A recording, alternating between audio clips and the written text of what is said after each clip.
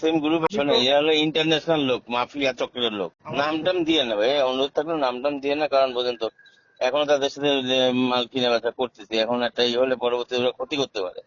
ওটা অনেক অনেক ভয়ঙ্কর অন্য ধরনের লোক। দেখেন না, এত বড় একটা প্রতিষ্ঠান দিনে দুপুরে প্রতিষ্ঠানের নাম চেঞ্জ করে বল তুই হতে ব্যবসা করতেছে, এটা তো বুঝতে হবে যে ওরা কোন অ্যাঙ্গেল দিয়ে ব্যবসা করে। মালিক মহাজন থাকে দুবাই, আমেরিকায়। নওয়াপাড়ায় টিএসটির সাবেক নাম জেএইচএম এর কাছ থেকে কয়লা কিনে সেই কয়লায় বালু মেশানো থাকায় ক্ষতিগ্রস্ত ব্যবসায়ী যা জানালেন, সেই ব্যবসায়ীর ব্যবসায়িক স্বার্থে ও নিরাপত্তার জন্য নাম প্রকাশ করা হয়নি। আমি নোয়াপাড়ায় কয়লা সারের ব্যবসা করি আর কি। জি বলেন। এই যে আপনাদের একটা প্রতিবেদন দেখলাম যে টিএসটির বালির উপর কয়লা ফেলছে। জি তা এই বিষয়ে আমি গত বছর ওদের কাছ থেকে প্রায় 1,500 টন মাল কিনছিলাম। ওই ফেরিঘাটের ওই পাশে অন্য একটা ড্যাম তো দিছিল। জি জি তা আমরা তো তখন মাল কিনে নগদ কিনে আবার বাকি বেশি। জি আমি এখানে ওই যে উত্তরবঙ্গে আমি মাল দিছিলাম ঠাকুরগাঁও আর পঞ্চগড়ের ইটের ভাটায়।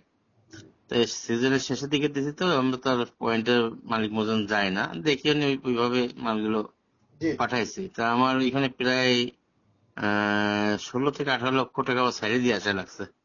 কারণটা কি?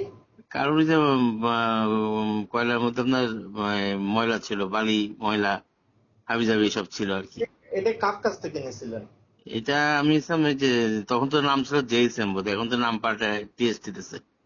ও বুঝতে পারছেন? তা আপনার ওই প্রতিবেদন দেখে আমার হঠাৎ মনে করলাম আমি জিনিসটা জানে যে আমি কিন্তু গত বছর 13-14 লাখ টাকা ওই এক পার্টির কাছে ধরা খাইছি। ওইখানকে মাল, ওদের মাল ভালো ছিল, জি জি জি কিন্তু দেওয়ার সময় প্রথমে ভালো গেছে, লাস্টের দিকে ওই মাল চলে গেছে কাদা পানি মিশ্রিত, বা মাটি। এখন মাল একবার চলে গেলে সে মাল তার ফেরত আনা যায় না।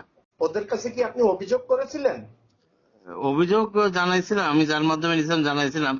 তা ও নেওয়া হয়ে গেছে, টাকা নিয়ে গেছে, ওইটা তার কোনো গুরুত্ব খাতায় দেয় না। একবার মাল চলে গেলে তার মানুষ চেনে না। আর ওদের তো মালিক মহাজন বিদেশ থেকে বসে পরিচালিত করে, এখানে তো ওদের একটা সময় এক একজন সেনাপতি নিয়োগ দিয়ে ব্যবসা পরিচালনা করে। মালিক মহাজন তো থাকে না, একটা কথা বলার গ্রহণযোগ্যতা সে জায়গা তো লাগে, ওদের তো সে জায়গা নেই।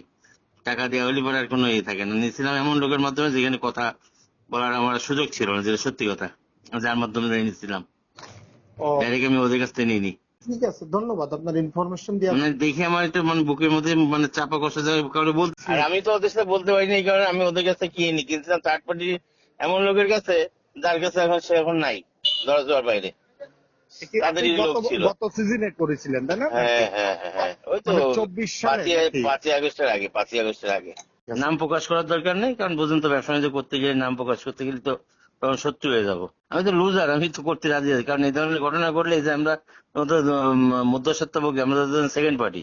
নগদ টাকায় মাল কিনে বাকি পেয়েছে, নিজেরা ধরা খেয়ে বসে আছে, সিজন শেষে হিসেব করে টাকা ছাড়িয়ে দিয়ে আসতে হয়েছে। সত্যের সন্ধানে দক্ষিণ বাংলা।